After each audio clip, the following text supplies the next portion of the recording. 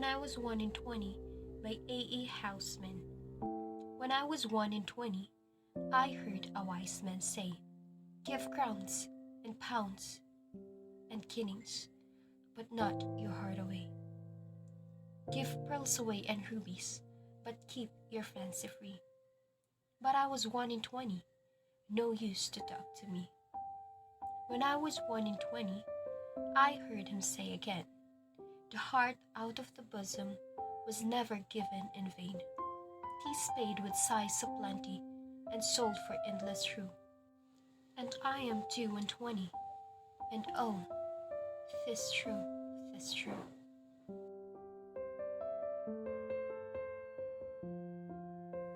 Hey guys, what a sorrowful poem that was. So When I Was 1 in 20 is a poem by British writer Alfred Edward Housman, also known as A. Housman. He is a classical scholar and poet. So he was born on March 26, 1859 and died on April 30, 1936. He is especially known for his lyrical poetry, which often conveyed his pessimistic views. And dealing with his mother's death at the age of 12 undoubtedly impacted his negative perspective, as did the emotional turmoil he experienced as a young adult.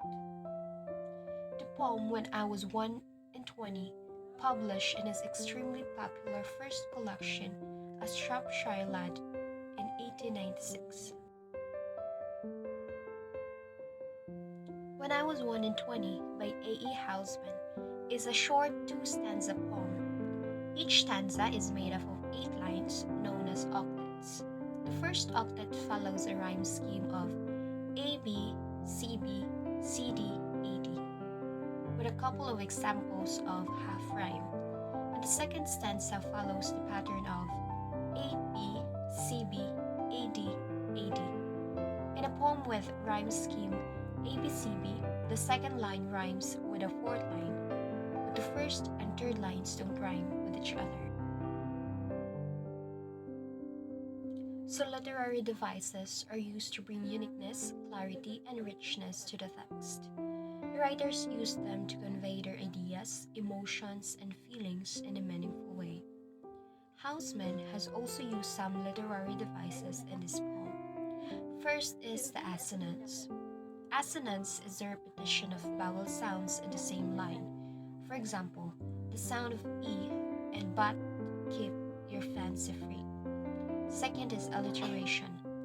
Alliteration is the repetition of consonant sounds in the same line in quick succession.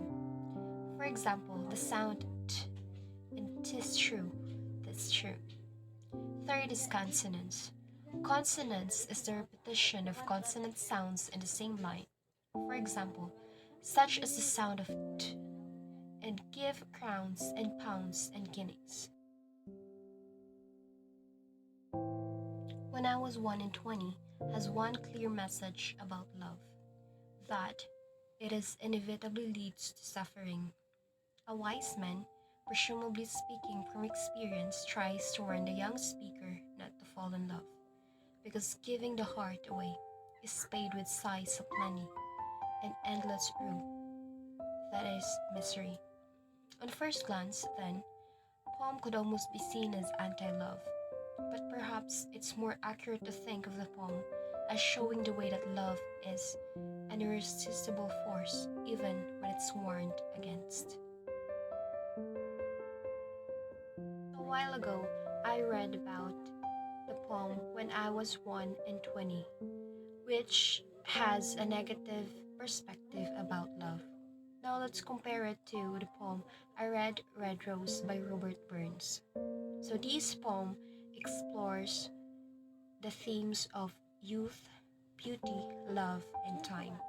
So it conveys the meaning that love can withstand time and change. And the poem compares love to a newly sprung red rose, suggesting that it's fresh, young, vibrant, passionate, and beautiful.